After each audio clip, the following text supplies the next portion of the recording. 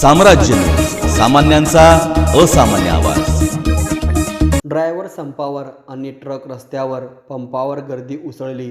हमरी-तुमरी ही केंद्र सरकारच्या hit and run cases कायद्याअंतर्गत अपघात झाल्यानंतर ड्रायव्हरला 10 वर्ष शिक्षा आणि 7 ते 10 लाखापर्यंत दंड या कायद्याच्या निषेधार्थ सोलापूरसह देशभरातील मालवाहतूक चालकांनी आपली सेवा थोपवली आहे. सोलापुरातील मालवाहतुकीसह चर्चा करण्यासाठी मंगळवारी 2 जानेवारी रोजी बाजार समिती येथील द्राक्ष भवनात सकाळी 11 वाजता ही बैठक आयोजित करण्यात आली आहे.